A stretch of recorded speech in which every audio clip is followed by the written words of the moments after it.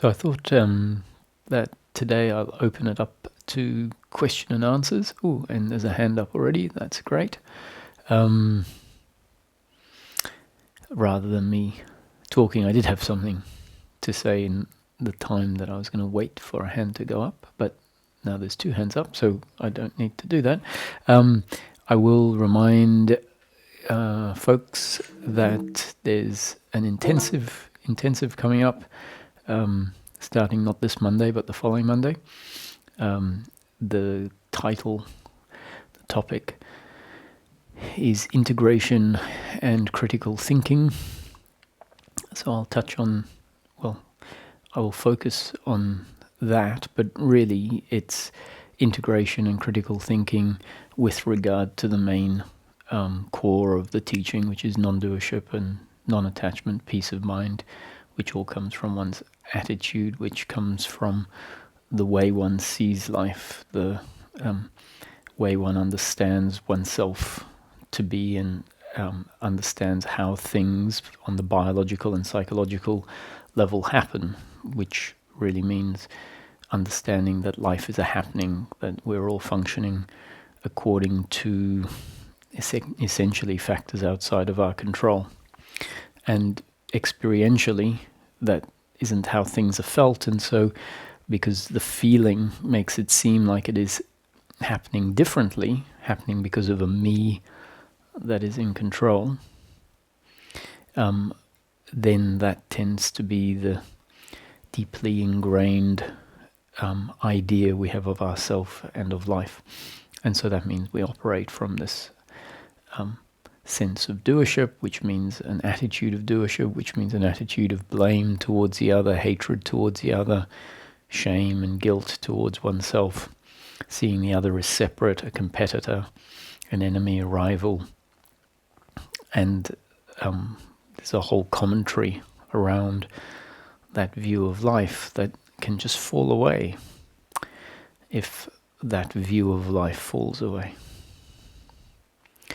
So that will still be the main core of the intensive. So if anyone's interested in spending 2 hours each day for 6 days, that starts next Monday, next Sunday for you guys in the States. Information's on the website. So, Francois, hi. Hi, Roger. Can you hear me? Yes, I can, very well. Okay. If you have some troubles understanding my work because of my accent, don't hesitate to tell me.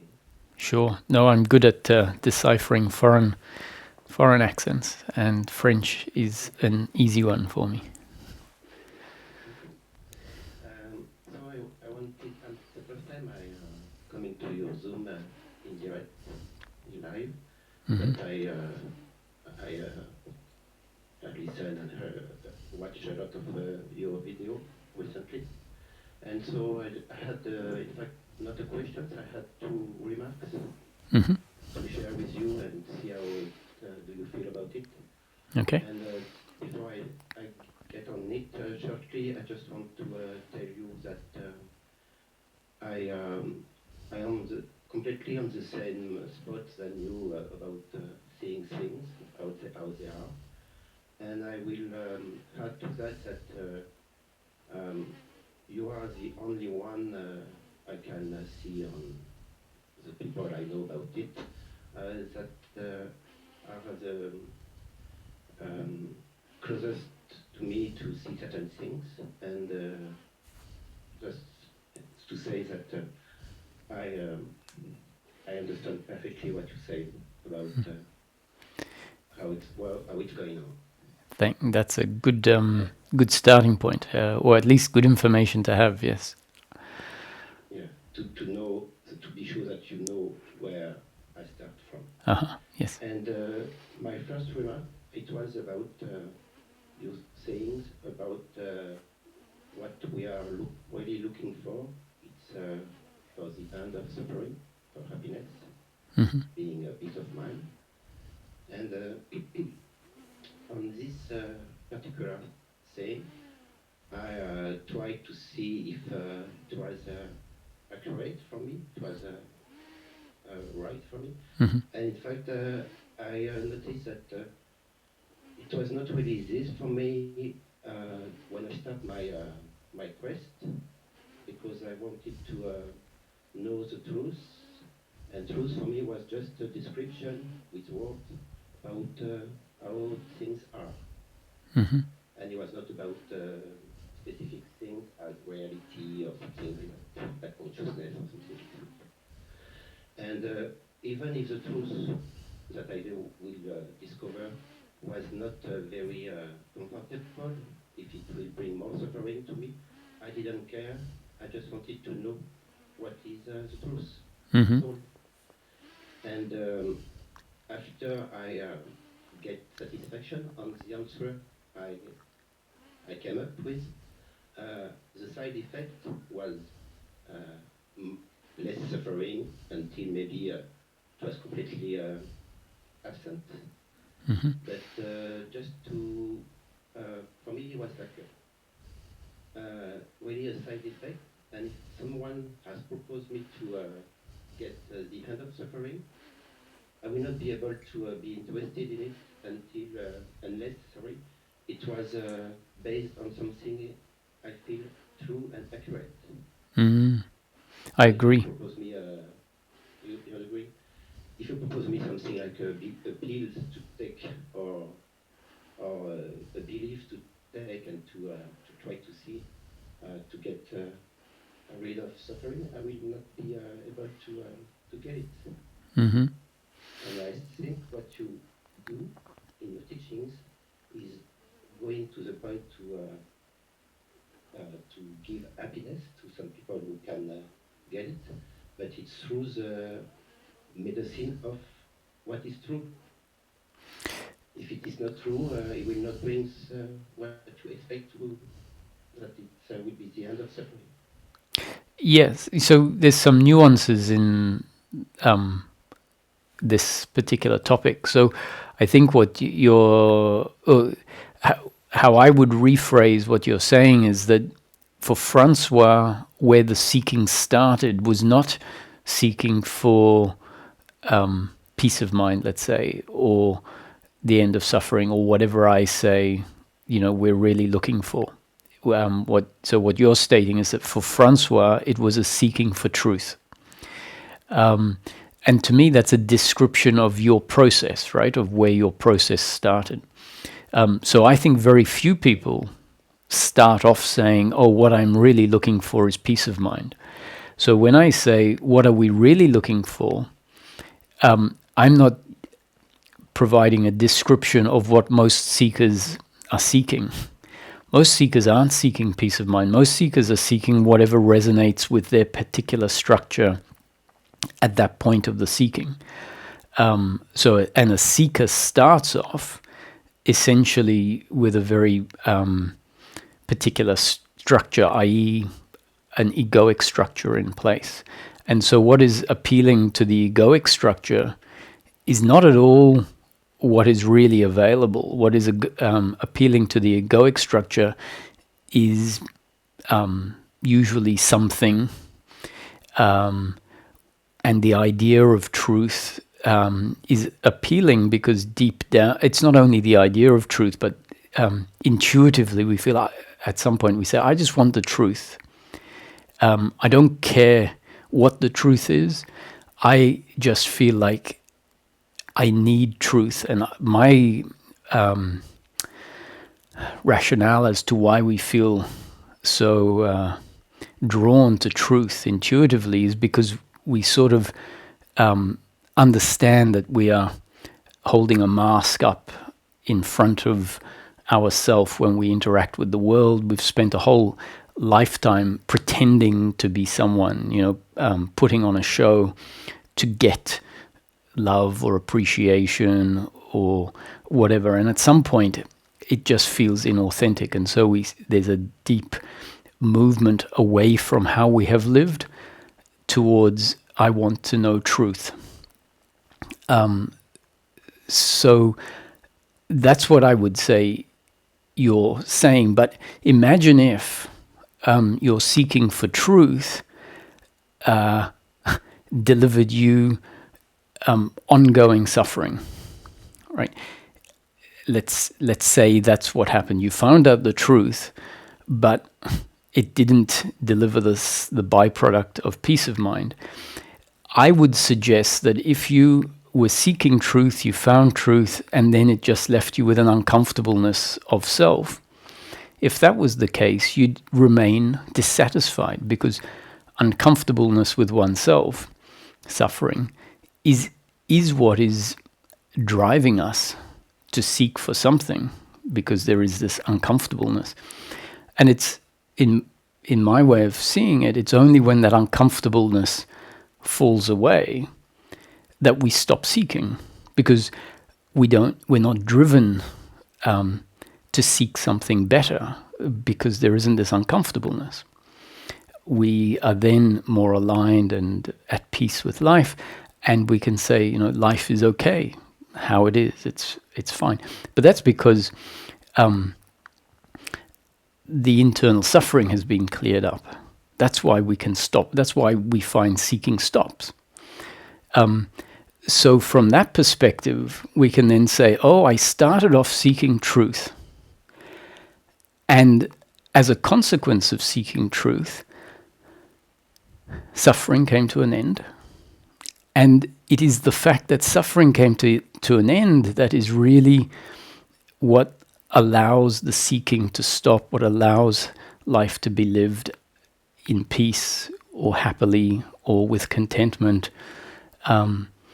And so it's from that point of view that I'm saying that's what we're really looking for. So in a way, it's changing the seeking from being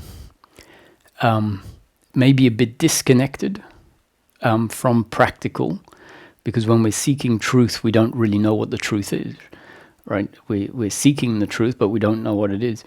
And so I think by refocusing the seeking, which will only happen at a certain point for some seekers, by refocusing the seeking on the end of suffering, it means that we suddenly start seeing the suffering, what it is, seeing that it is attitudinal, that it's psychological, seeing that it's based on blame, on shame, on expectation, on wanting things to be different, on always being in resistance to what's happening, all of that. And the more familiar we become with the different forms of suffering, then the more we see that as thought forms, as something not what we are. So there is then the capacity for there to be a distance from it. That distance then means the relativity of it gets seen. So all of that is the process. I agree that our peace of mind comes from something authentic, something that we can call truth, something that is not mind-made. So I can't disagree that peace of mind comes from what we could call truth. So then we could say, really, it's a seeking for who I am or what is real, the truth. And connected to that is peace of mind. So I wouldn't disagree if someone said, really, what a seeker is seeking for is truth. I agree. But intertwined or connected to that, like the other side of that coin, is the consequence of truth, the consequence of knowing, being that truth. And the consequence in practical terms is the end of suffering. So the statement, what we're really looking for to me is just maybe shifting a seeker that is stuck in seeking for something theoretical or something that is not practical. It might allow them to say, oh, actually, yes, this helps my seeking take on a new movement. So it isn't at all that what you're saying is wrong. I'm just suggesting why we can phrase it differently, because the two things, truth and peace of mind, are essentially not separate. They are two ends of the one dynamic. Yeah, I completely agree, and I saw why you may say this kind of thing. and I will add to it maybe that it's the best thing you will get from knowing the truth, to not suffer, to get happiness as peace of mind. Yes, I would go as far as to say, if we didn't get peace of, the truth to me would be worthless. Yeah, it will be even maybe worse than before. Yeah, yeah. And so the second things I wanted to say is about when you talk about other teachings, like when you qualify them as top-down or bottom-up teachings, and you talk about these teachings as methodology to get some points very specifically. And I can agree with this, but I will make a little remark. It's about, it will depend if the teacher who use this kind of teachings or another one has the same truth than me or than you, and you can use this methodology or this tool to get to a point with a specific seeker. But sometimes it's not a methodology if they have this only tool that they see as truth. So maybe the intention of the teacher is not always to use a tool, but to say what he believes is right. And so my point was clearly that I consider that teachings in spirituality can be not accurate, or can be sometimes even very wrong, even if they talk about the same thing at the beginning. But it will do what it's supposed to do on people who are in touch with this. And it will maybe getting to end of suffering or getting to some satisfying truth, but it will not be really true for, in a sense of if we talk about absolute truth. And so it was just a point to sometimes I think you are very nice and understanding to some teachings that they are not really what you describe. Yeah, so I completely agree that some teachers don't actually realize that what they are putting forward is a methodology. And maybe when a teacher doesn't realize that what they're putting forward is a methodology, then we can say it's not, well, in the way you said it, you say it's not really truth, because essentially they don't realize what they are doing or what is happening. Now, the funny thing that I notice is that even if a teacher doesn't realize that what they are putting forward is a methodology, where, as you say, they actually believe it is a description of truth, let's say. So a teacher might say, what I'm saying is not conceptual, what I'm saying is not a teaching. I'm not interested in changing someone's conditioning. They could say that, right?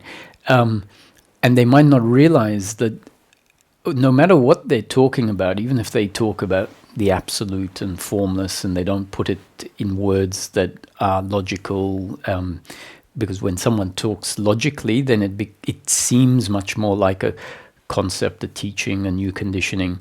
Whereas when someone talks poetically, it doesn't seem like new conditioning. But my point, and I think the point you are making and appreciating, is that however anyone talks, whether they talk logically or poetically, it is new conditioning being received by someone. And that's why I say that all teachings, whether the teacher realizes it or not, is effective, is essentially a methodology. It isn't the truth. It is something that might talk about what we call truth, that may or may not make a change in someone. And if someone speaking, a result of those words brings about change in someone, then I say that is a methodology. And I completely agree with you that many teachers, especially ones that haven't had the experience that they're talking about for decades, because at the beginning, you can have very profound experiences and put words to that, and there is a degree of profundity and wisdom and insight in those words, but the teacher's not really that experienced in the various changes that happen over a period of time, the change in their insights, the change in their perspective. And so I think a lot of teachers that are relatively new in describing this don't really understand the role of a teaching. And yet it can still bring about, like you said, it can still bring about significant benefit for people, because if the seeker hears something and it changes something in their thinking, it allows them to see something new, well, that could be a very big breakthrough. And so that's why I'm not really particularly critical, even if I say, a teacher who is, relatively new to that experience. It can sound like it's a criticism, even if I say they don't really understand the role of teachings. I'm very happy with the fact that it will be what it will be, and I can see how it can deliver great shifts for people if what they say is exactly what is needed to crack something open. Yeah, I completely understand what you say. And this, my thing was sometimes it could be very not accurate and still brings something that is not really a benefit. In if we take the idea of getting to the truth and the end of suffering, but still it's what is supposed to happen. And it reminds me about what I think Nisargadatta says about spirituality being the ultimate scam. You understand what I mean? Uh-huh. And because it could be very wrong and still brings a very satisfying things for people. And it doesn't matter. It could be suffering sometimes much more than before, but it's the way it is, and that's why I like to. I used to like watching teachings, very different teachings that were very wrong according to me, but was bringing something in my mind that was interesting in comparison to my truth, and that had also this benefit on me to hear something very wrong, because it was making some points on my truth and making me seeking for more accuracy in my and precision in my truth.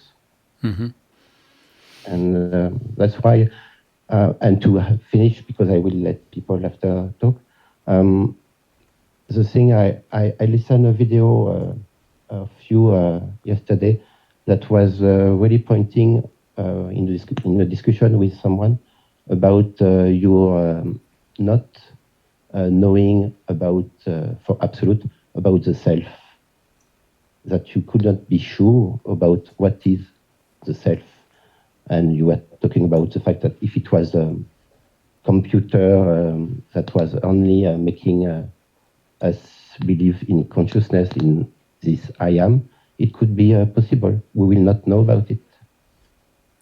And that was the most thing I had at the end of my understanding. It was the fact that if all the thing I feel is true was not true indeed, I couldn't know it different. I think that's an important point for sure. we sometimes, like, I'm not saying that I'm not in touch with the feeling of self, that I'm in touch with, but what I'm saying is I don't know where that comes from. We feel it, and because it's so different to the nature of thought, for example, then when we compare the two, we say, oh, thought is very relative, and the sense of self is the truth, it's absolute, it's not. And we say, we know experientially it's not of the same quality as thought. But there's a critical thinking error there if we just compare two things, because one, they're different, right? And let's say we see the relativity and the non-truth of thought, and then we've heard in teachings when they're pointing to the self that it is, the teachings say it is truth, it is reality, it is unchanging, and therefore it is truth. And we just believe these statements, I'm not saying the statements are wrong, I'm saying the statements are effective parts of methodology to bring about awakenings to that. And then at some point, when our own critical thinking gets very strong, then we say, actually, there is a feeling of self, but let's say quantum computing is very, very powerful. Who knows? Quantum computing, computation could create this, exactly the feeling that we are in touch with, that sense of self. And because I don't know what the capacity of quantum computing, not necessarily that we have available in our reality, but quantum computing that might be exponentially much more powerful. I don't know what capacity that has to create what sort of experience within a virtual system that it could create. And so then I say, well, we might be in a virtual system, and the sense of self that feels so real is simply one component created in that virtual system. And I think it's lovely to get to the point where I go, I really don't know, but it's irrelevant. I don't, because I'm not seeking to know. I'm just seeking to be at peace. And so being in touch with that we call self is part of the peace setting in.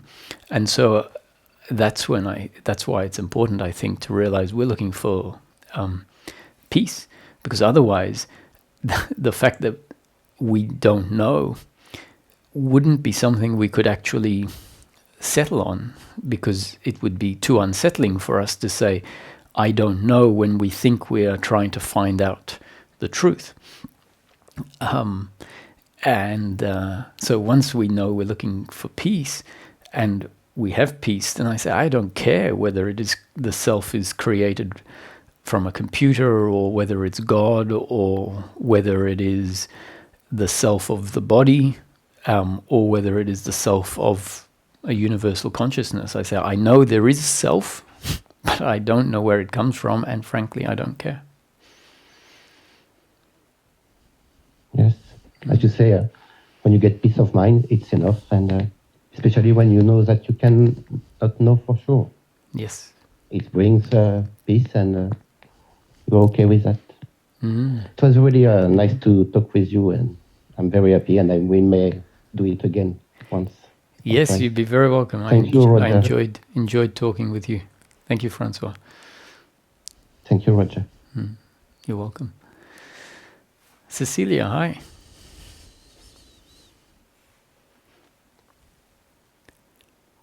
Hi, Roger. Nice to see you again. Lovely to see you again. Thank you. Okay, as you know, because I've been talking, you've heard me talk several times. I lost the two most significant relationships in my life. The ones that I had with the entities who were here for a while, but they were true. Like I could count on, I could count on them being, on truth being told to me, like in the dealings every day. And what I'm finding it very difficult now is, my relationships with other people, because I find that there are often misunderstandings that crop up, You know, there's sort of what I perceive to be unreliability. I don't feel that there is often a lot of truth. And, and then people go, leave, they come, they leave from one's life. And I just was wondering how do the teachings, what do the teachings point to be able to help us to navigate not just ourselves and finding our truth, but also being able to relate to other people?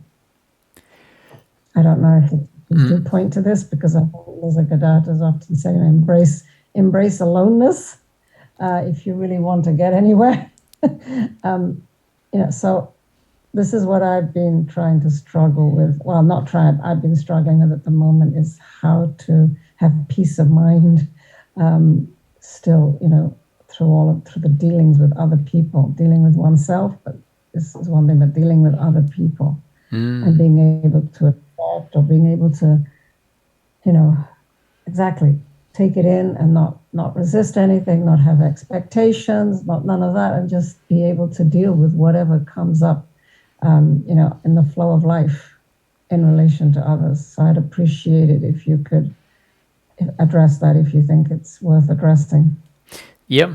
Well, teachings point to the fact that we're not looking for integrity in relationship. We're looking for peace of mind. It doesn't specifically say we're not looking for integrity in relationship. It says we're not looking for outcomes. We're not looking for happiness through outcomes. A seeker usually is, right? So once again, when the teaching says we're not looking for happiness through outcomes, it's not describing how seekers are living their life. It's describing the reality beyond the limitation of the egoic movement. So it's almost like a guide of signposts or wisdom, truths, whatever. So it says your happiness is not to be found in pleasure or pain. Your happiness is not to be found in outcomes. So don't label outcomes as an addition or a subtraction of your happiness. So it's basically saying, be clear with yourself that outcomes are going to give you more pleasure or more pain. That is the nature of outcomes. And interhuman interaction, including whether someone is honest with you or whether someone is playing games, whether someone is, trying to get something from you, all of that is part of the flow of life, part of circumstance, part of outcomes. And so if we become clear more and more, and we become more and more clear about what parts of life are circumstance, which really means expanding. It's really quite simple. All of life is circumstance, but because of our attachment to outcome, glorifies certain outcomes, certain circumstances, and doesn't allow the working mind to say that is just circumstance, because we hold it so dear to us that we, in a way, can't bring ourselves to just say that is just circumstance. And the more and more capacity we have to see more and more outcomes as circumstance, including relationships, then the more and more likely we are to not get caught up in outcomes. Because we get caught up in outcomes when we forget that that is just circumstance, that is at best pleasure and at worst pain, and that the happiness that is really available is not a happiness through pleasure or pain. And so as we become clearer and clearer, when someone lets you down, there is going to be a dissatisfaction, or there is going to be a feeling that this is not as good as if someone delivered something wonderful to you. But that, so we shouldn't expect it's all exactly the same, right? We shouldn't expect that someone letting you down is going to feel exactly the same as someone, doing wonderful things for you. But hopefully we start to see the biological feeling, meaning the part that makes sense. It's a bit like, if someone throws cold water on you, there is going to be a feeling that is not as pleasant as if someone didn't throw the cold water on you. So we can start to feel the biological pain of the interaction, and hopefully it doesn't turn into psychological involvement. And if it does turn into psychological involvement, which it's bound to until the attachment and the clarity sets in, hopefully that psychological involvement starts getting cut off quicker and quicker and quicker, as the understanding goes deeper and deeper. So that's basically the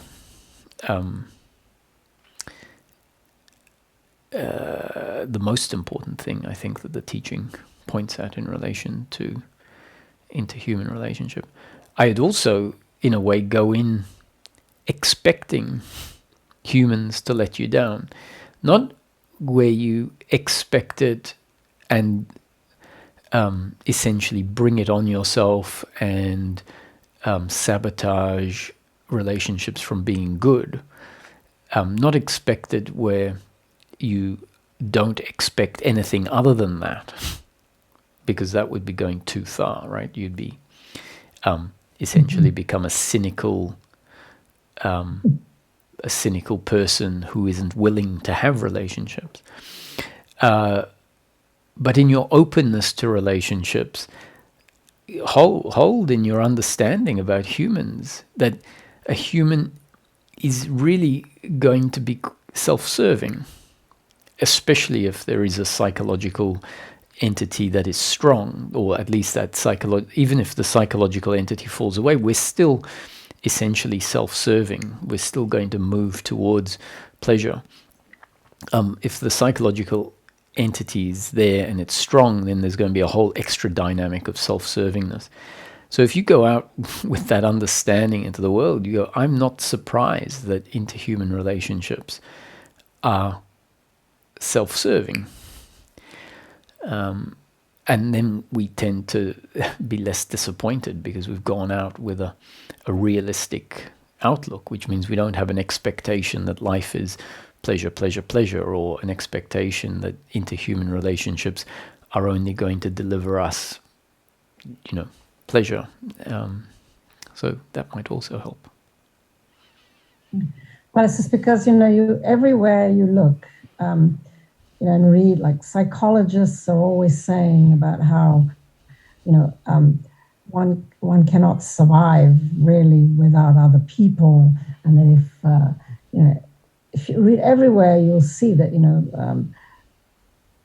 anything. I don't know. You must have come across this, and yet it seems to me that the teachings don't always agree with what they're saying. But everything I look and that if you don't have friends, you're a loser. If you're not good at interpersonal relationships, that there's something wrong with you. It's like that it's important that if you don't know people and have all this kind of stuff, that there must be something wrong with you, or you're going to suffer. You're going to fall into depression. You everywhere. I looked and you read this everywhere, like it's in all the manuals. It's in and do you agree with this? Like, no, I think from the perspective of the perspective of enlightenment, it doesn't really make sense to me what is being said there. Am I wrong? Like, sure. Like, well, no, you're not sure. You're not wrong. I agree that that's not really how it is. And I would say that the teachings or systems that talk about that are not really talking about the happiness that this teaching is talking about. It might be more talking about happiness as is more conventionally sought, which really means better life circumstance, better situation. So there are plenty of systems that will be telling you how to, I don't know, generate an income, how to develop online businesses, how to develop interpersonal skills. And there's nothing wrong with those systems. They are a science, possibly, about how to improve those areas of your life.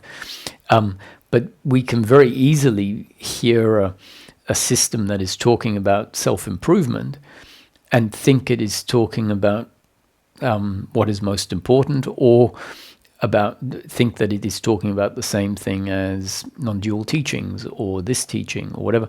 And the thing is, it's not.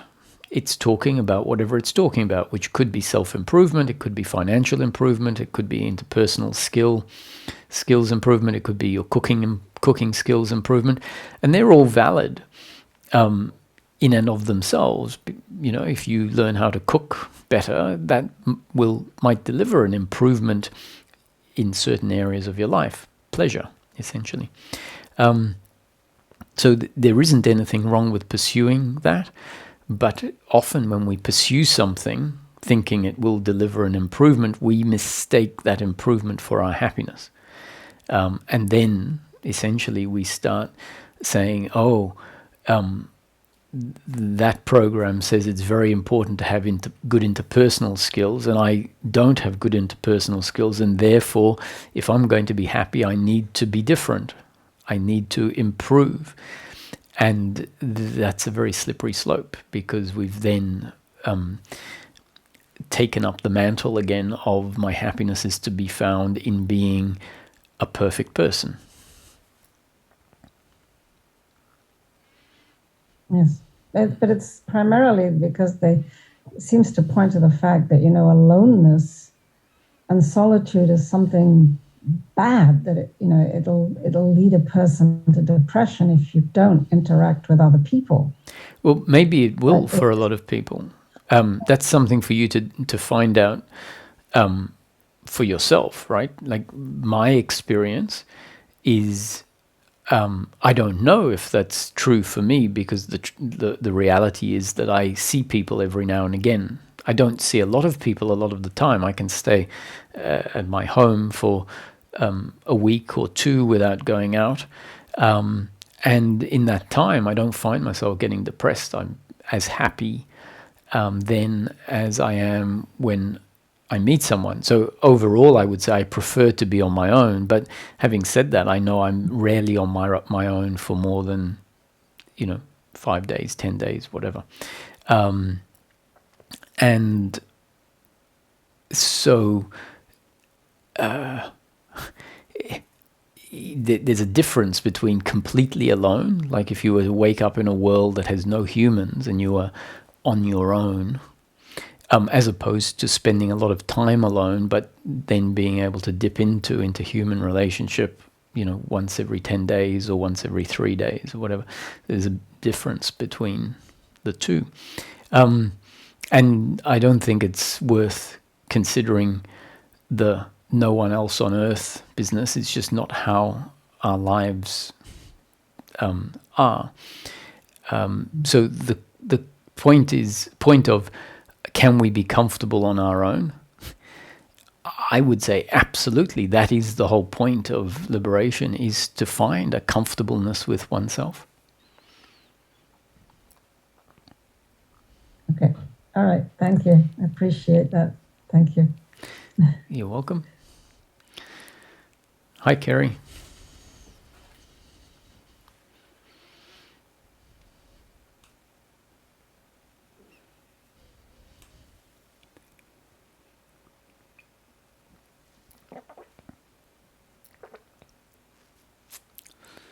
Are you there, Kerry?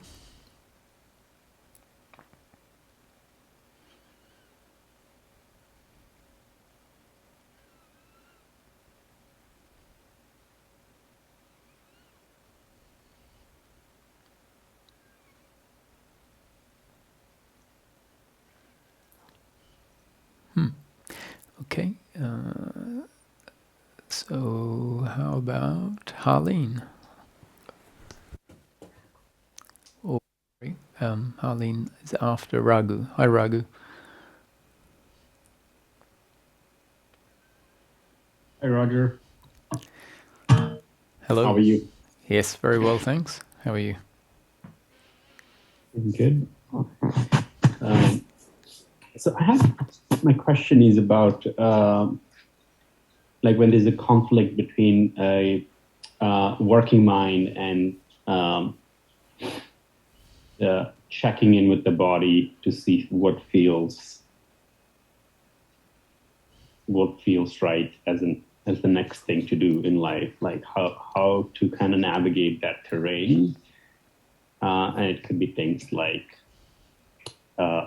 if I go to yoga, if I go and take a yoga class, I'll feel better next day and the following week. And if I do work, rather than just laying on a couch, I wouldn't have to be, my energy wouldn't be leaking in the work, and there would be consequences of not doing my work. So in a lot of these kind of areas, because the last we spoke, I think it was probably the first time I spoke with you, talked about checking into the body and, trying and experimenting in kind of situations that are not high impact, so to say, to begin with. And then I noticed the conflict between that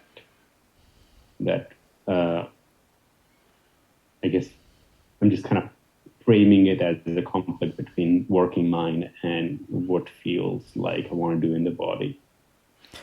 So yes. How do I navigate? The problem might be that it's not actually the working mind that you're comparing it with. It could be something to do with the thinking mind also. And so I guess the way, in my case, when I was experimenting with this, I was happy to treat what I felt like doing as a guide for my destiny. And so even if theoretically something was better, I would say, but that's not my destiny. And what I wanted at that point was to find what felt like my the tracks that were the smooth tracks, or the tracks where I wasn't. So there's always tracks. You're always on some track, right? Even if you're living completely from the thinking mind, you're still on track, and it is your destiny. But it's the way I envisaged it for me is like, yes, but I'm on a track that has resistance, almost like a rubber band is being stretched for me to be on that track. And so if I have to sort of stretch this rubber band to be on this particular track, I'm on it, but it's not the default, the natural, the harmonious, because there's a resistance to be on that track. And so I said, I want to be on the track that has no resistance for me. And so then I said, okay, that's I want to be on the smooth track, let's say. And furthermore, I then said that they're all destiny. So the move from destiny, which is the track with resistance, to to destiny, which is the track with no resistance, was an easy move for me to make. Because by saying and really deeply appreciating that wherever I am is my destiny. And so I said, if I move to the easy track, then my attitude is that is your destiny. But now there is ease. I was happy to forego certain outcomes for that ease. In my particular movement, I said what is most important is this ease. And so I said, if I lose certain things as a consequence of having ease, and that ease was a non misalignment, or the absence of let's put it in as positive. The ease was an alignment with what the body felt. I had enough of going out when I was tired, for example. So a simple example of ease there is when I'm tired, I want to sleep. Or I want to, if I don't, I want to sit on the couch or whatever. So for me, at that time, the priority of ease became my priority. It also, in as far as I was concerned, it equated to peace of mind. That ease equated to peace of mind. I was like, I've found the place where I can say, I'm tired, so I'm not going to go out. And then I found that there wasn't a struggle, a psychological struggle, with the fact that I should go out, I'm going out when I'm tired. All of that fell away. And so I found that ease was really peace of mind. And there was something inside that said that peace of mind is what's important. And so if there are consequences, I'll live with the consequences. So that means I was willing to lose relationships, if that was the consequence of finding peace of mind. If I found I didn't feel natural, it didn't feel natural to buy presents for someone on Christmas or on a certain occasion, then there was this dropping of the insistence that's what I had to do. And so I came to ease because I didn't feel like going to look for a present or spending the money on a present or whatever the dynamic was. And so I just said, it's okay if you don't take a present. That's your line. And then, the thinking would say, but what are they going to think? And I said, that's okay. It doesn't really matter what they think. You've found your line, your ease, your align. And then there was peace of mind with it. My thinking didn't turn out into then there being suffering about what will they think. There might have been the thought, what will they think? And then my thinking says, well, that's just a consequence, which is pleasure or pain. And I was happy to suffer that consequence. And the reality is that, a lot of the things we might think are going to be problematic when we don't do something, don't actually turn out to be anywhere near as problematic as we might imagine they might be. So that's how I navigated. I just took that as my guide. I often would say that is my instruction from God. The feeling is the instruction from God. I'd also say that the doing things from shoulds and shouldn'ts, that also is an instruction from God, but it's an instruction from God that leads to uncomfortableness. Then there's the other instruction from God that leads to comfortableness. And so I took the instruction from God that led to comfortableness, which was for me abandoning consequence and doing what I feel like. Now, when I describe it, though, it might miss out some nuances that were actually in play, because what I mean by that is my biological intelligence may not have done some things that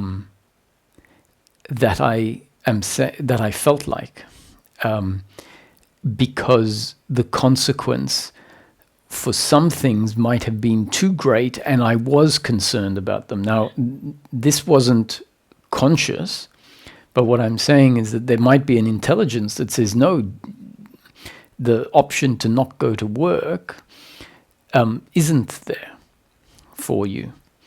Now we have to be careful, I guess, whether that's a should or a shouldn't, or whether it's a biological intelligence. So another way of framing it is that if you have to do something because of your circumstance, then that just might become something you have no option to change, because the consequence would just be ridiculous, let's say. And if that is the case, then you have the attitude is a bit like if I wanted to fly. You know, if I said I want to fly as one of my options, I'd realize I don't have wings, so drop that off as a wish, right? Because if I had a wish, I wish I could fly, and I have no wings,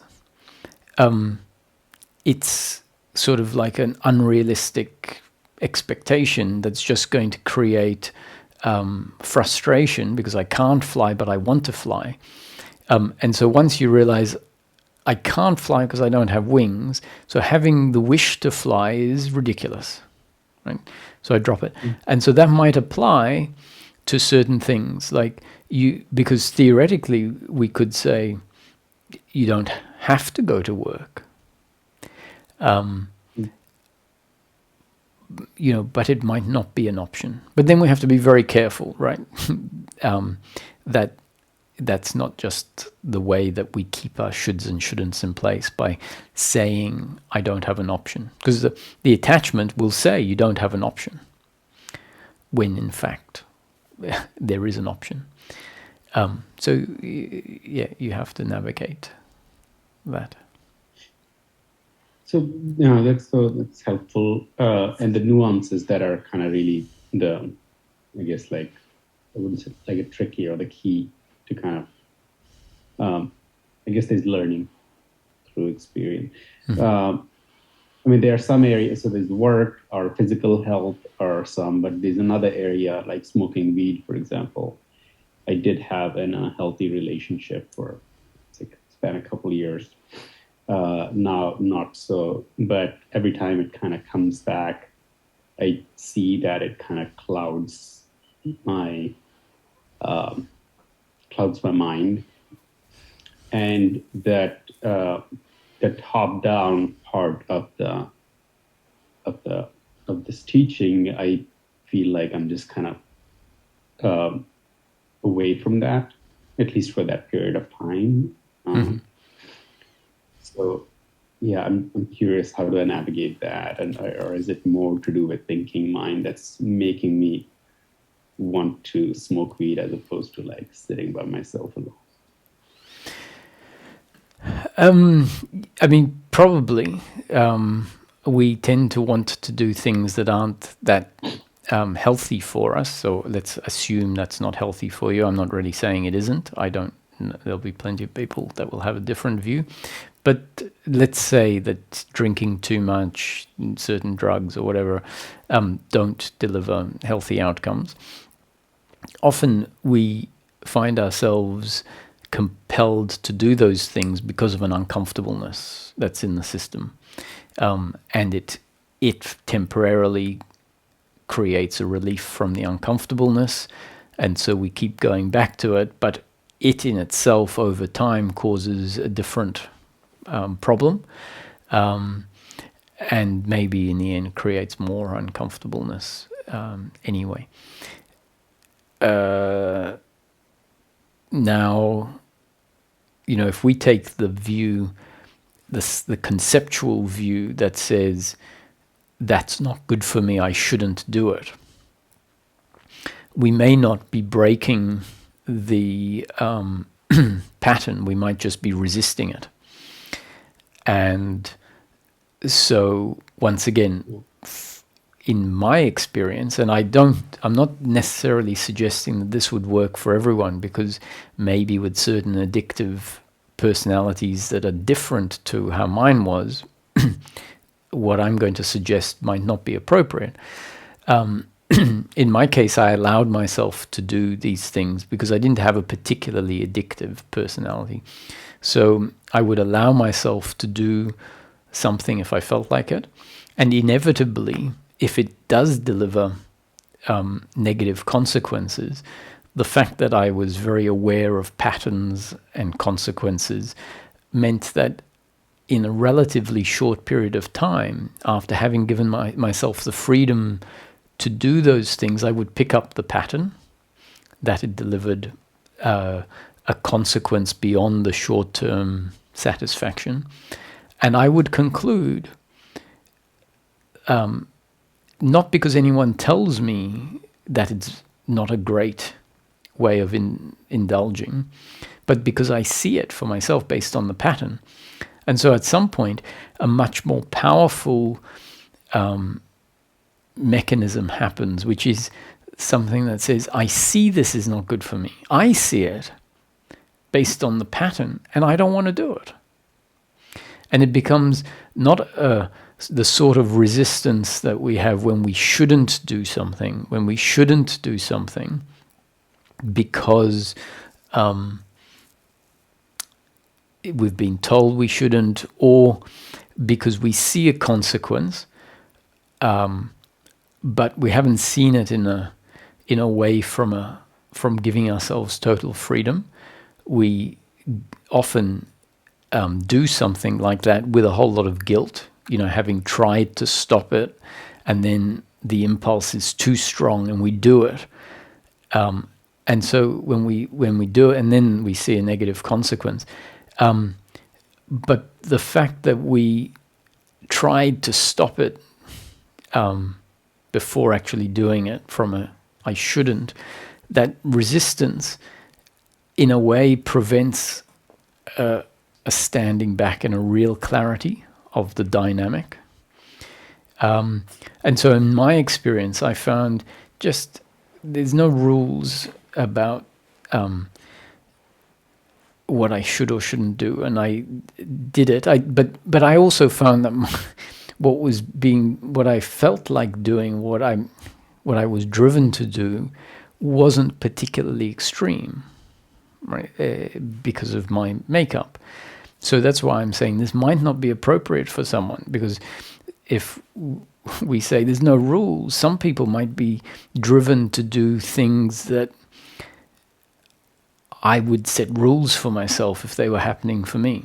So I don't really know.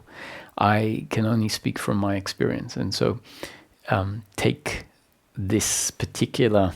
That's why I say start small, start with the inconsequential things, see if it works. There is a lot of, in my experience, there was a lot of learning from experience and tweaks to the process. Certain insights would happen that would allow me to rationalize things in certain ways that would help the process. So good luck. I have one more kind of question related to it. Mm-hmm. It's about the top-down, bottom-up approach. And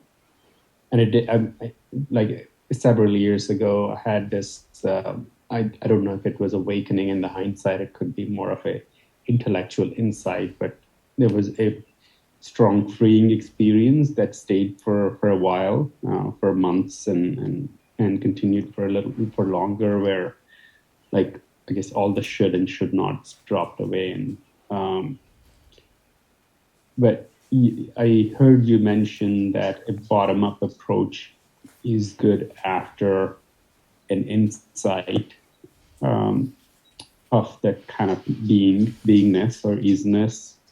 Mm-hmm. So how to determine like what is the right place to start? Or do they go together? They do go together in that coming down to the bottom up approach is not forgetting the top-down approach. So you had said in your previous comments that when you are immersed in the top-down approach, then the urge to do certain things isn't there. And the reason that's the case is because, in a way, the transcendence, the resting in the formless, ceases the movement of the mind, of the uncomfortable dynamic. It sort of suspends that, usually temporarily, especially if it's in the flip-flopping phase, or if it's an initial insight or initial experience, or if you find that you are able to rest in being when you follow the prompts, or the prompts arise to take you into that beingness, but then you find it doesn't solve the deeply ingrained habits, the vasanas and the samskaras, as they would be described. So if that's the case, a seeker might think it's about going deeper and deeper into the nothingness, into the resting in being, and that in time that will solve the vasanas and the samskaras. And so we might say, it's just about becoming emptier and emptier, or going deeper into nothing, being no self, which is a description you could use when the thinking stops and there is a awareness on the awareness aspect. Then we see the transitory nature of the sense of person. And so we might think it's about that sense of person dissolving more and more, and that is bound to happen if I abide in the nothingness more and more. And we conclude that because whenever we come back down to earth and there is the re-emergence of the vasanas and the samskaras, there's very much the person, the personal, that wants things to and feels like those things, those gratifications are what will give it contentment or peace or whatever. And in fact, those vasanas and samskaras don't tend to get completely eradicated just by hanging out in nothingness. And how it's not that they don't at all get weakened or eradicated by the abiding in beingness, because when we abide in beingness, there is a lot of experiential feedback to the peace that is available in the transcendence of that psychological identity. And that's why we then assume that it is about transcending that psychological identity. And often we think transcending it means not attending to it. Whereas one of the ways that transcending happens is, another way of describing it is a dissolution, a dissolving of the psychological identity. And that dissolution might happen by us coming very much back into the body rather than what could become a sort of spiritual bypassing out in the nothingness. And so it's good for us to hear this, because we might have concluded, because of the way that our seeking has unfolded, where we started off being exposed to, the top-down abiding in I am, which is very valuable, but our thinking tends to take things and make them very one-sided, and so we might not have any clue that coming back into the body is beneficial. In fact, we might have a concept that says, no, that is the opposite of abiding in the nothing, and that is bound to strengthen the self and the person. And in fact, if we come back to the body, we can start to see dynamics and see the egoic self more clearly, because instead of transcending it, where we sort of lose touch with what it is, where really the practice becomes a practice of allowing it to move. Because when we're transcending, even if we are feeling it, if it's there, not if we're feeling it, but if it arises, we're often essentially trying to get away from it, sweep it under the carpet, go back into the nothing again.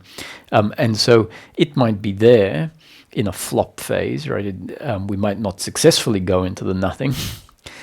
We might be wishing we could, but it just doesn't happen. And so there's the uncomfortableness, but we're not really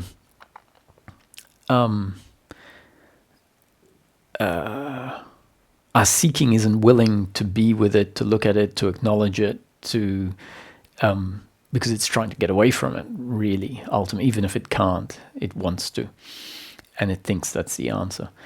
So if we start then looking at it from the bottom-up approach, the bottom-up approach is not really suggesting it's all about transcendence. And so the two together can work.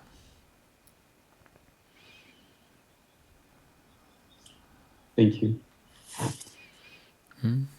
You're welcome.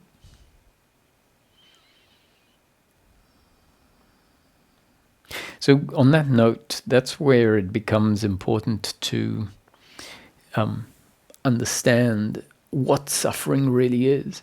So I wanted, what I was going to suggest when I said let's put our hand up, was, I don't often talk about the journey as a journey of enlightenment, because I'd much rather phrase it in practical terms, because we can easily be seeking enlightenment, and we could seek enlightenment for 20 years and not really ever have any clarity on what that is, because if the teaching doesn't really talk about it in practical terms, in clear terms, whenever anyone says what is enlightenment, then we essentially go back to the teaching, and if the teaching is esoteric, then our answer becomes very esoteric. And so I was essentially going to say, let's have question and answers, and let's talk about enlightenment. Because if I say, in your questions, let's talk about enlightenment, then the questions, well, for example, a question might be, so what is enlightenment?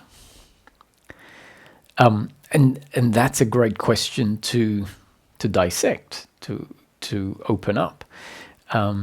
Whereas we might not have that question if we stick to the path of looking at it as peace of mind. So by saying, let's talk about enlightenment, a whole new set of questions might arise in you guys.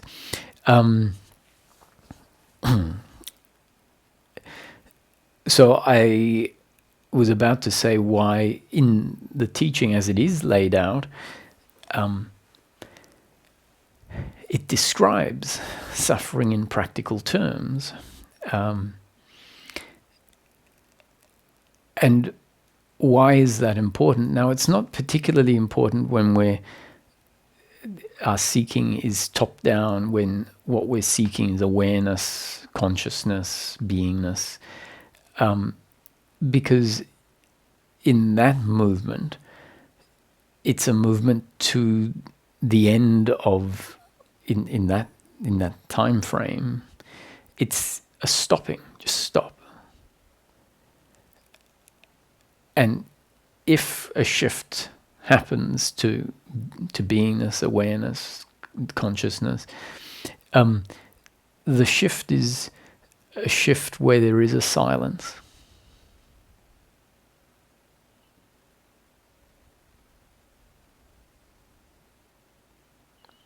So there's no investigating, really.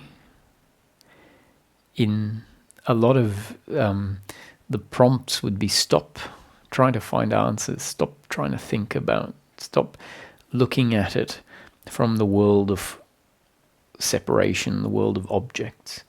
Be that which is much bigger, that encompasses all of this world where you tend to inhabit. And so it doesn't talk about suffering and the end of suffering and the different forms of suffering and what thought structures are at the base of suffering. But if you are going to inhabit the body, come back in, feel the feelings, feel the suffering, it's very good to know the different types of suffering. And then once in principle you know the different types of suffering, you then might come up with sort of drop-down menus of subtypes of blame, for example, subtypes of guilt. So shame or unworthiness is a subset of guilt. So we think guilt is feeling bad about, not having helped someone. I feel guilty that I didn't stop when I saw that injured animal. So when we talk about blame and guilt, we might think that it's, that feeling bad about not helping an animal, for example, or not stopping for someone that wanted a lift. And that is indeed a form of guilt, if that's what we're thinking. But guilt really means I'm not good enough, right? I feel guilty for not having stopped because it would have been a good thing to stop and help someone. Now, feeling unworthy, when we look at it, unworthy is I feel like I am not good enough to be a human being, let's say, or I am not a good enough human being to be worthy of being alive. So there is a sense of unworthiness, really means it's a deep sense of self-guilt or a deep sense of fundamental guilt on the level of existence, your validity. So as you look at the different forms of guilt and blame and pride and worry and expectation, and they start to be unpacked over time, and you start to see the different forms of expectation and attachment to outcome. You start to see the different forms of pride. Arrogance could be part of under the pride. You see the different forms of blame, hatred, jealousy, resentment, simple blame for someone parking their car behind your driveway and making you miss your appointment. And that also allows us to feel deep feelings of or energetic movements that are coming up, or that might come up when we sit with our uncomfortableness. And we might then be able to see the threads of these different forms of suffering in the feeling. But if we didn't have descriptions, then we'd feel this, it'd be uncomfortable, and we wouldn't have any real frame of reference of what to look for. And so we wouldn't then be able to get to understand it better. Whereas if we start to see, all uncomfortableness with oneself essentially is suffering, and all suffering is fits into one of those categories. And so then from that point of view, we can say, I don't know what this is, but I'm going to sit with it. And then when you sit with it, you might start to see, this is an uncomfortableness, and then you might say, is it blame? And it will feel, no, it's not blame. Is it shame? Is it guilt? Yes, it's a form of guilt. And then you might go on deeper and say, what sort of guilt? And it is maybe, it's an unworthiness. And as you, if you have these labels, they're like color swatches that you can hold up against the wall. And, if the wall is a light shade of yellow and you hold up a blue swatch, it doesn't match. As soon as you hold up the light yellow shade next to the wall, you go, that's it. It matches. And so that's why it's important to have an understanding that really suffering comes from not knowing ourselves truly, comes from the false sense of self. The end of suffering is the dissolution of that false sense of self. And that's not there so we just say, I want the end of suffering. It's there to allow us to investigate and to see these deeply ingrained dynamics. And as they're seen, as the light of awareness is shone on them, they start to shift, they start to change, and we start to have insights about what is being seen, what is shifting. One of the biggest insights we might have as we are witnessing these movements is we see that they're not there all the time. They arise. And when they arise, we might have the sense, Roger is uncomfortable. But when we look deeper, we might find there is just the uncomfortableness, and the sense of Roger and the uncomfortableness are all intertwined. And when the uncomfortableness fades away, Roger in that form fades away. And so in between the different arisings, there is nothing, you could say, because Roger, there isn't like a constant Roger and then he feels a certain way. There is an overall feeling that includes Roger. Roger is included in the feeling. And so when that feeling dissolves, all of Roger dissolves with the feeling and then is replaced by a new feeling. And the sense of Roger comes up in that.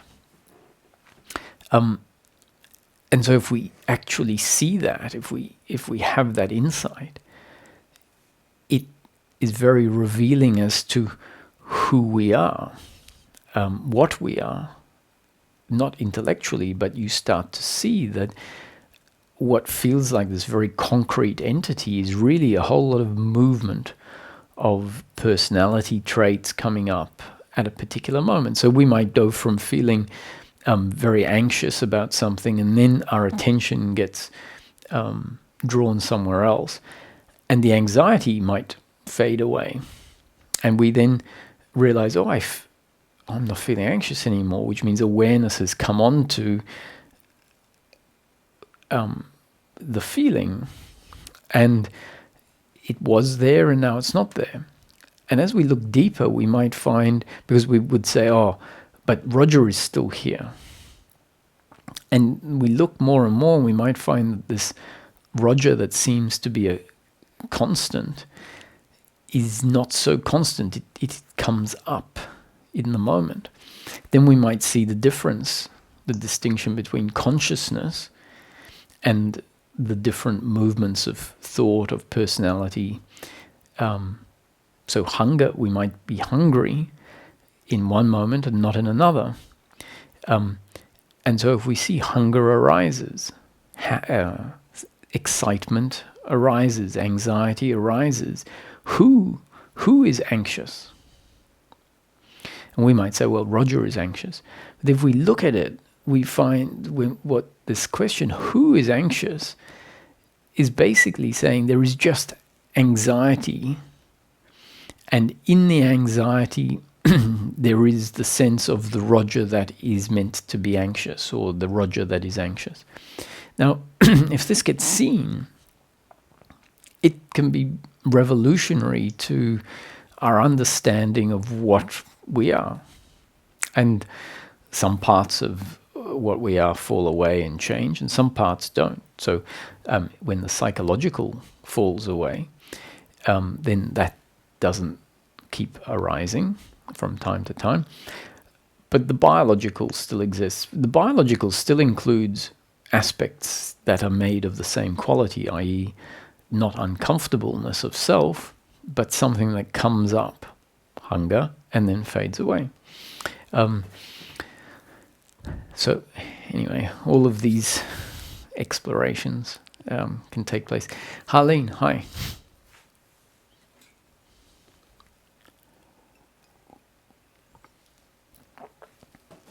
Hi, Roger. Hello.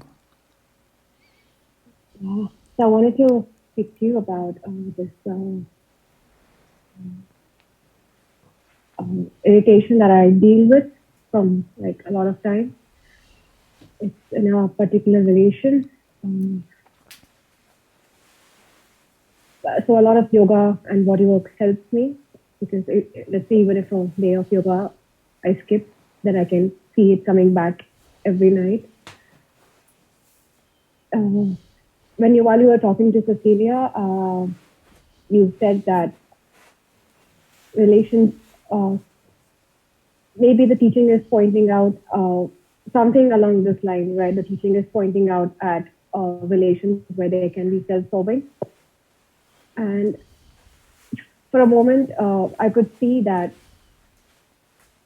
actually, yeah, relations can be self-serving. And still there can be so much of ease and not hatred with the other. But yeah, that sort of understanding doesn't remain for very long, because I can see that there is rage which is in place, and I cannot even make a small, sweet conversation with the other, because it's really like, how could the other have done that?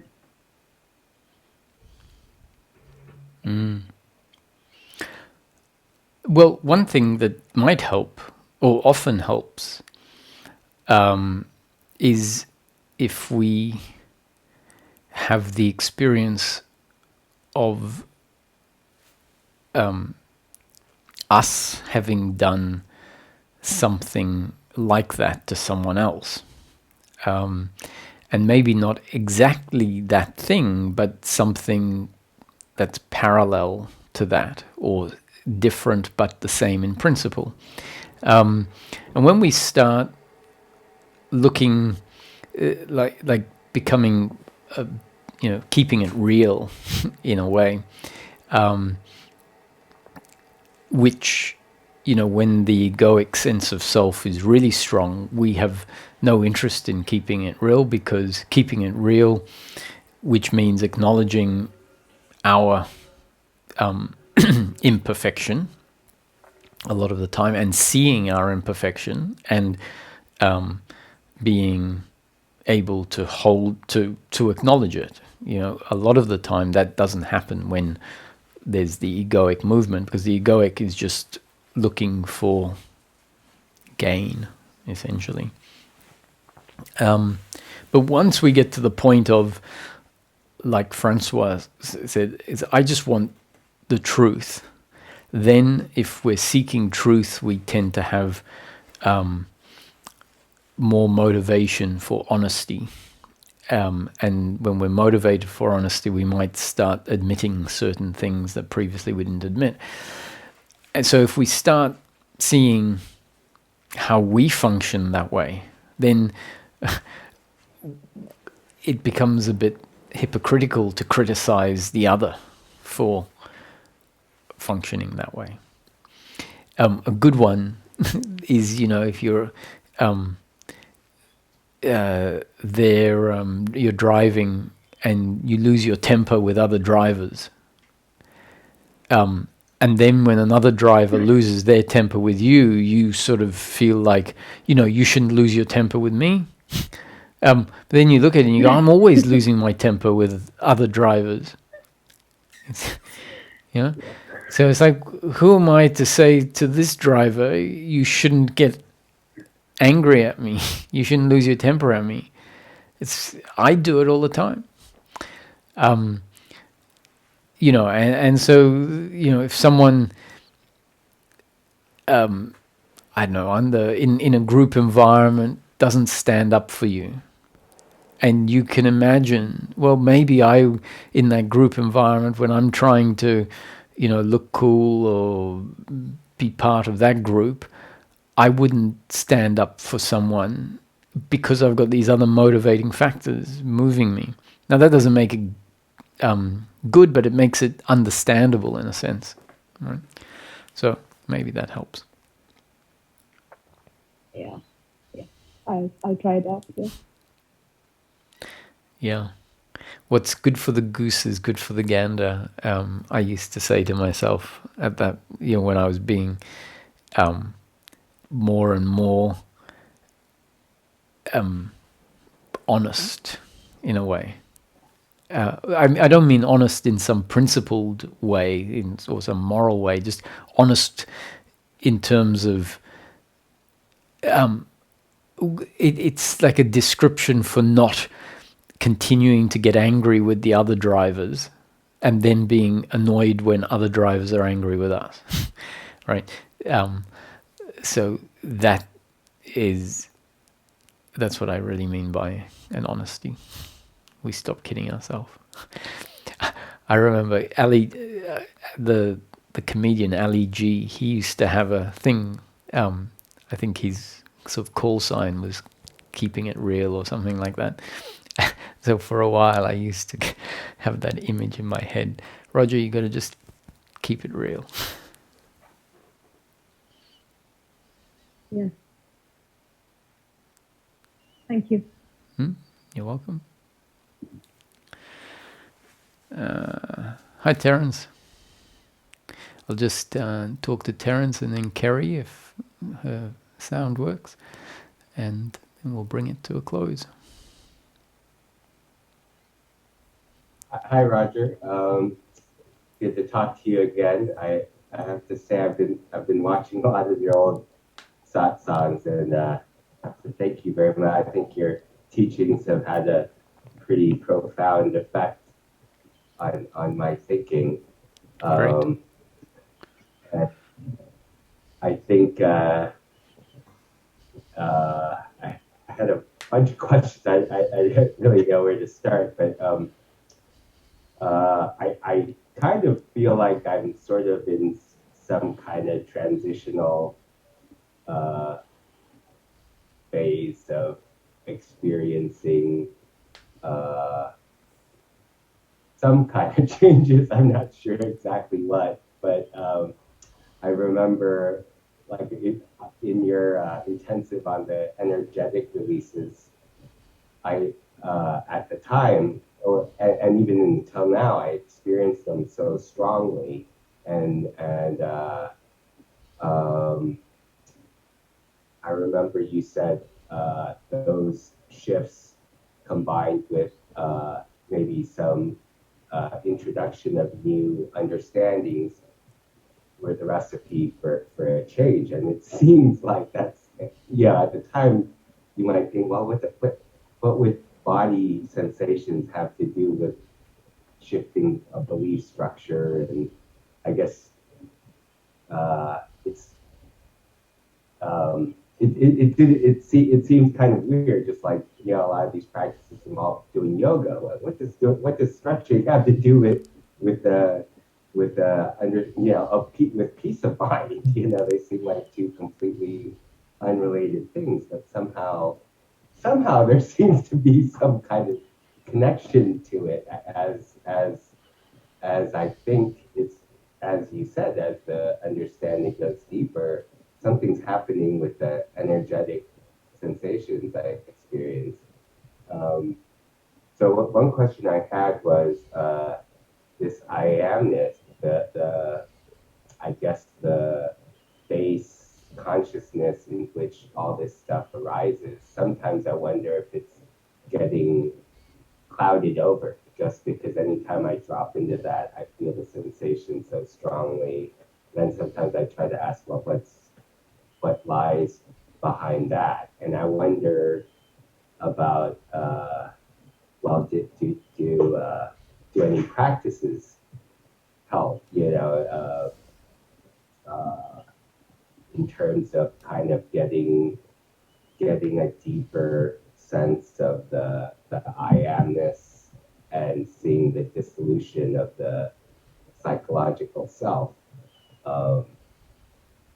And I wanted to ask you again. I remember, I think a couple months ago, Cecilia asked about the role of meditation, and you basically said, well, I'll only meditate if you feel like it, and it doesn't help, like in the traditional sense of like being the one that's forcing yourself to do meditation.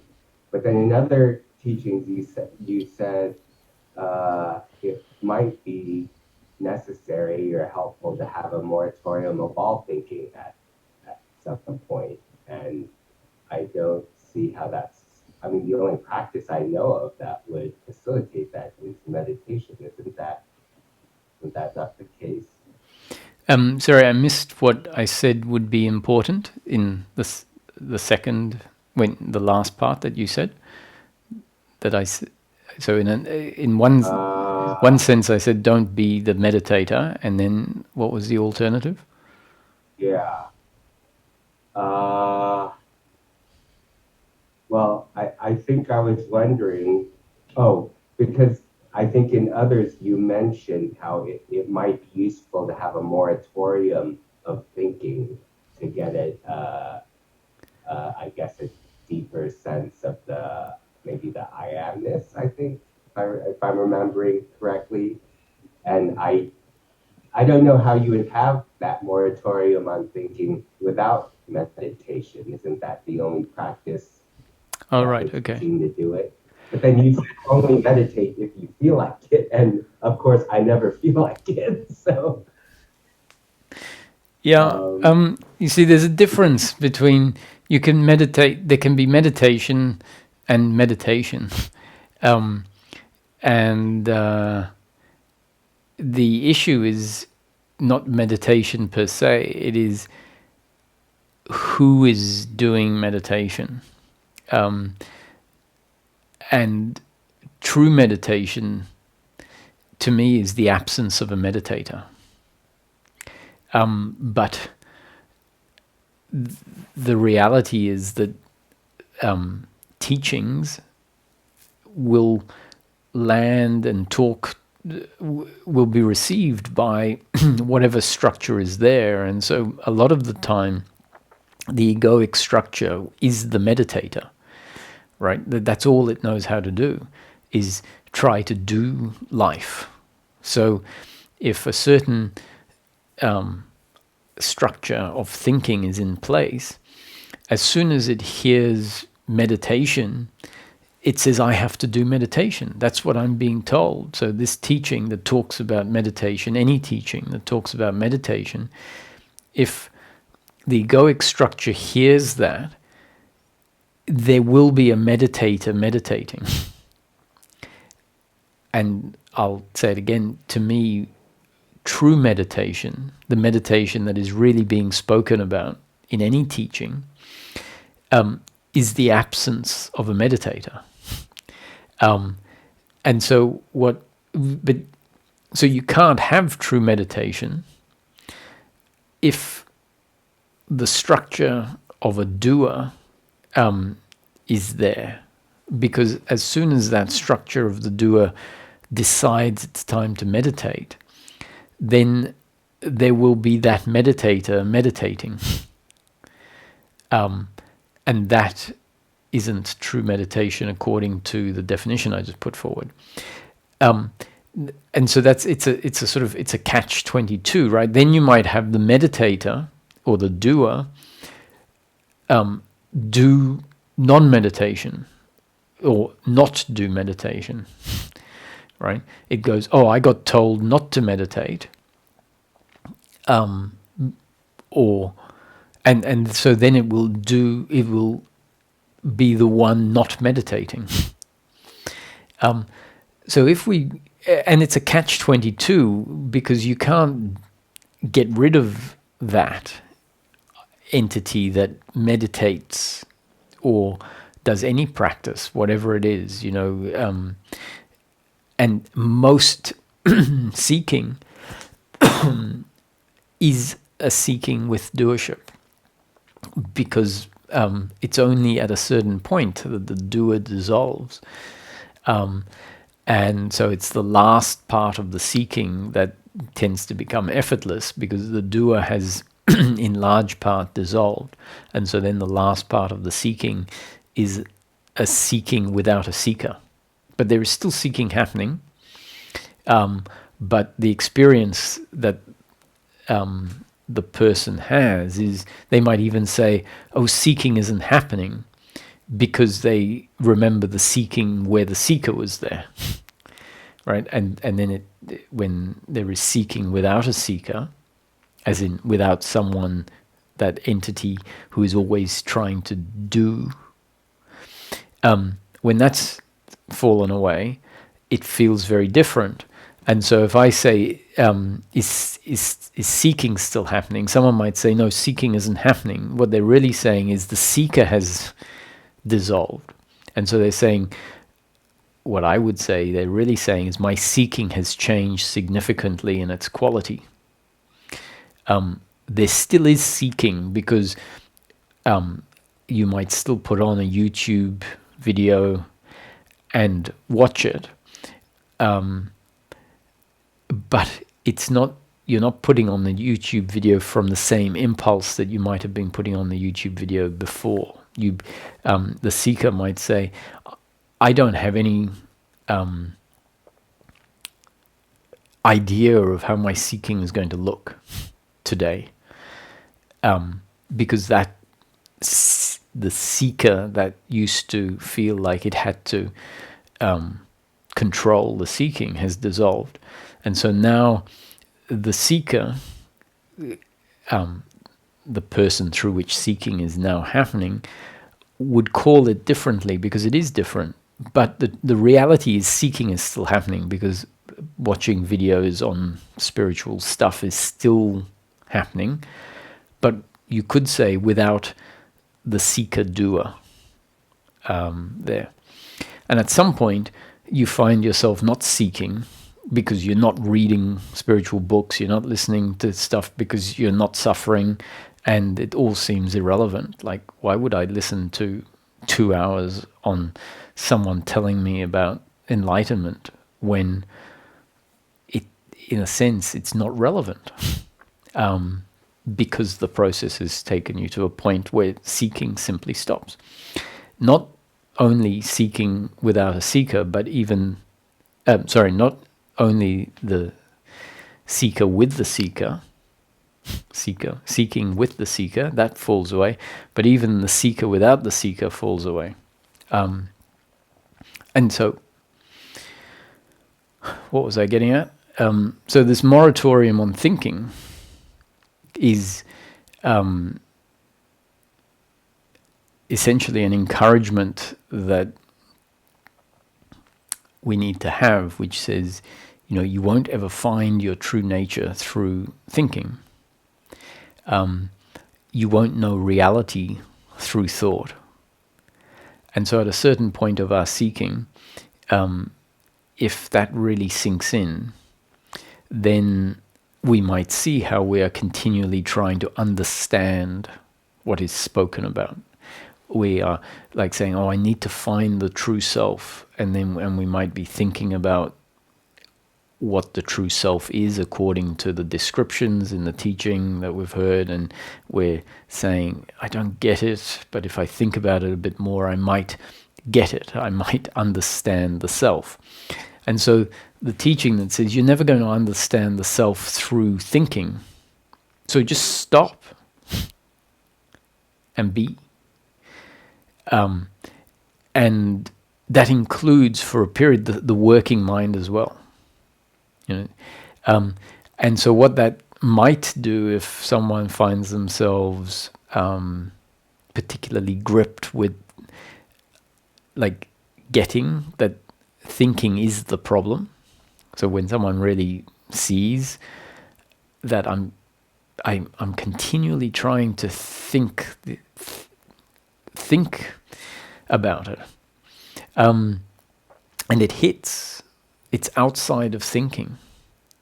Then there can be this movement where thinking gets interrupted, once a day or maybe 10 times in an hour, because the seeker then is moving to a point of essentially their practice, hopefully without someone trying to stop thinking. Because if there is, once again, the doer trying to not think, that isn't really the stopping that can happen. The stopping that can happen is just where deep in the system there's been a realization that I spend my whole life thinking and trying to do things. Doing things really means thinking about what I'm going to do and how I'm going to do it and what the consequence is going to be, what the benefit is going to be, what I'll get when I've finished doing it. And so when our system gets it, that is suffering, that is the entity that is completely deluded about where freedom is found. That is the entity that is attached to outcome. And it's trying to get outcomes. It's trying to do life. It's trying to do outcomes. So when our system gets it, it just then can spontaneously stop. Because it doesn't need to think about stopping. Something in the system just says stop. And stop means, so stop becomes the bookend of thinking. Stop is a thought, right? The word, the thought stop is a thought. But as long as that becomes the bookend to the thinking, rather than, I think I need to stop. Okay, so how am I going to stop? Okay, so I'm going to stop by, so now stop thinking now. Have I stopped? I think I've stopped. That's not stopping. That's thinking we can stop thinking through thinking. And we might need to do that a lot for us to really realize I can't stop by thinking about stopping. Because if I think about stopping, that's more thinking. So when that becomes really clear, somewhere it just goes, I have to stop. And we go from a natural movement that rolls us back into thinking, as in, because that's the only tool we've ever used, is to think ourself into existence and out of problems. And we might have this insight that says, it's about stop.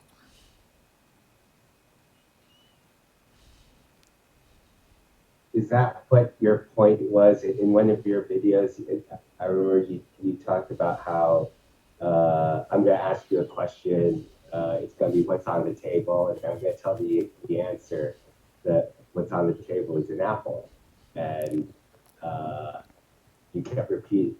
I think you were trying to point out that once we think we know the answer, we don't even look. And I was wondering, is that sort of like a version of like the self-inquiry practices?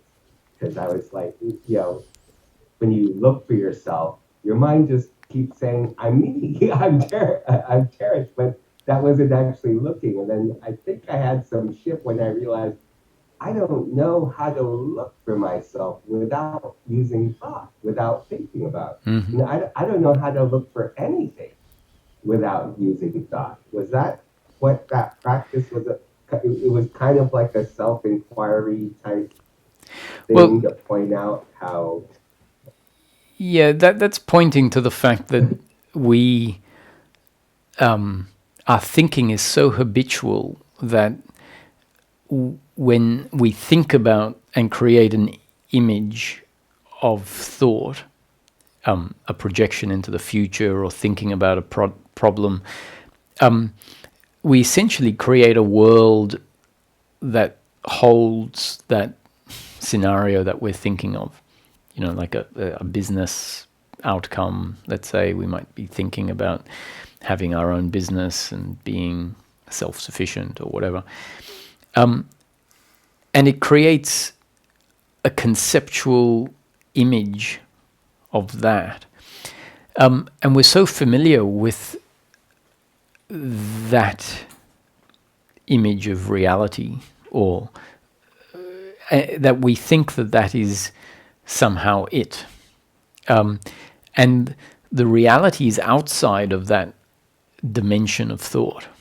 That isn't reality.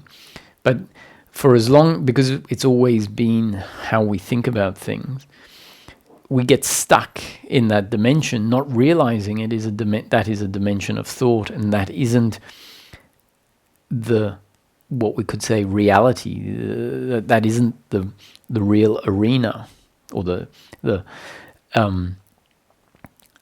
and it's only when it becomes apparent to us that that arena is not what is being pointed at, that there might be the seeing beyond that dimension of thought, of conceptualizing things. And so in the video you're talking about, I say, what is on the table in the corner of the room? And I had said I described what was on the table, and I described it as an apple. But then when I describe it in all of the detail, someone might take that as the truth, and I'm saying, well, no, but look at the table in the corner of the room and see the apple, and they might be looking sort of in their image of the table with the apple on it that I have described, not realizing that that is not the thing itself. The thing itself is actually in the corner of the room. And so you have to stop listening to my description of it and just look at it. And then you can become oblivious to what I'm talking about and describing and whatever, and you're just seeing the thing itself. Right? And so that was just a metaphor for how we may never look, thinking that we are seeing the apple because it's being described and we're creating maybe a mental image of it or whatever. So yes, the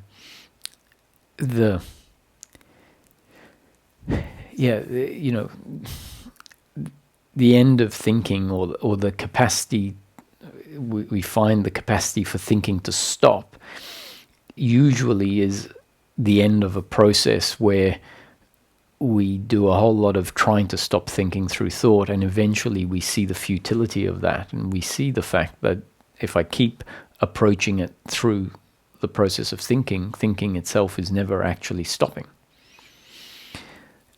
So, yes.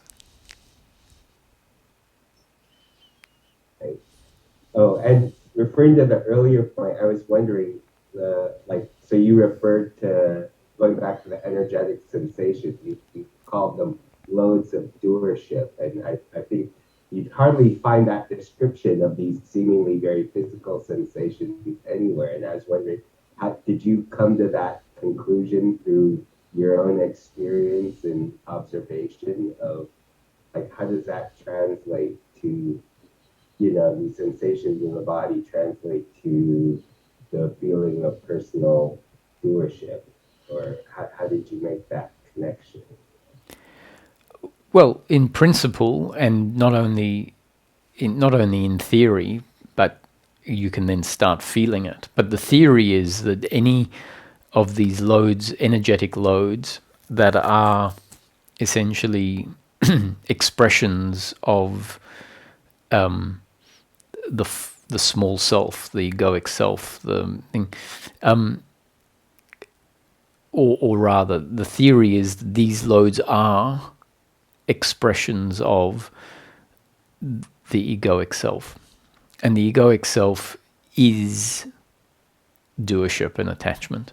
So any of those movements ultimately have to, at their core, have doership and attachment as the root. That's the theory, and then you might be able to experience that in practice. When you feel those energies, they might start to reveal themselves that way. So the theory says, yes, that's what you'll find at the core. And it was my experience.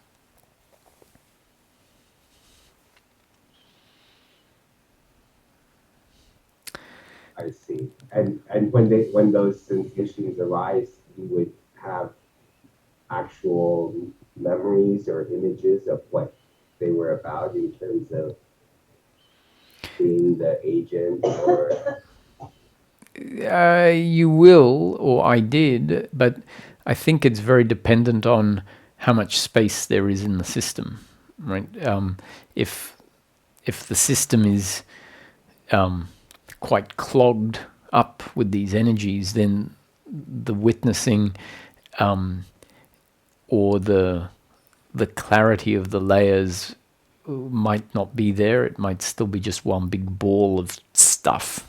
And so when you experience it, you don't experience it with the same clarity that might be there when the system has emptied out much more. And so when the system has emptied out, then you might start to be able to see the doership, the attachment, and have certain visions of where these energies originated from, i.e. what circumstance in life they originated from, which could include visions that don't relate to this particular body, but turn out to be visions of another life, another human experience. But, so saying that can be the case doesn't mean it's going to be available, because the clutter might be too condensed at some points for that clarity to be there. And then at other times it might present that way. and would it, I mean, from your experience with other people, looking at other people, does it typically take years for them to quit? So if somebody experiences these very strongly, does it take, like in my case, I mean, it's been, like in the past year, it's subsided quite a bit, but still very strong. I was wondering, will there come a point where they're mostly cleaned out, or is that just something to live with? I mean, the movement is a movement of reducing, clearing out, unloading,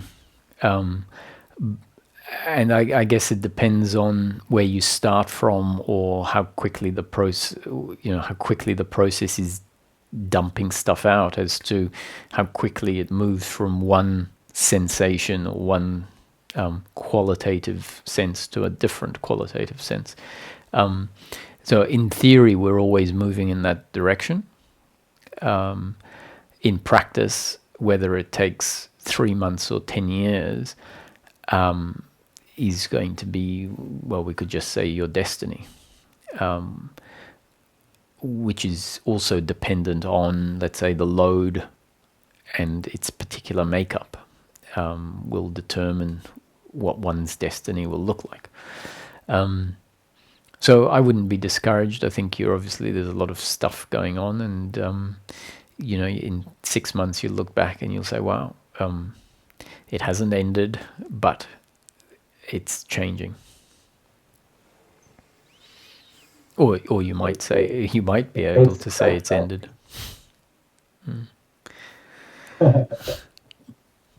So we've come to the end. Let me just have a quick chat with Kerry, and then we'll wrap it up. Thanks, Terence. Hi, Kerry. Roger, can you hear me? I can, yes. I can. Oh, good.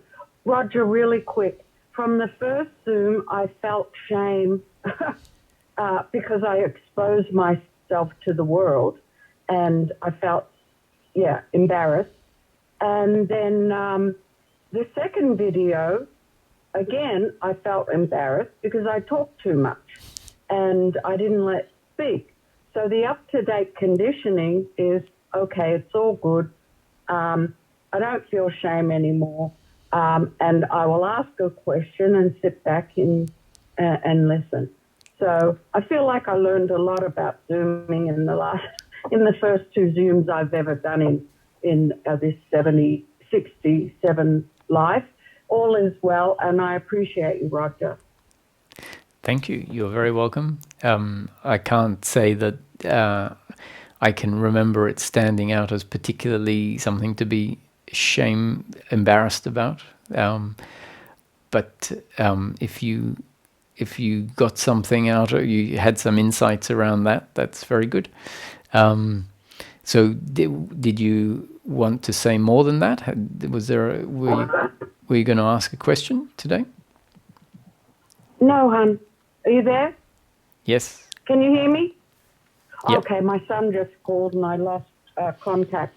No, I won't ask a question. All is well. And so I'll sit back in being and I'll watch the storyline. And I love all you guys. I think we're all very blessed to have you, Roger. Thank you, Kerry.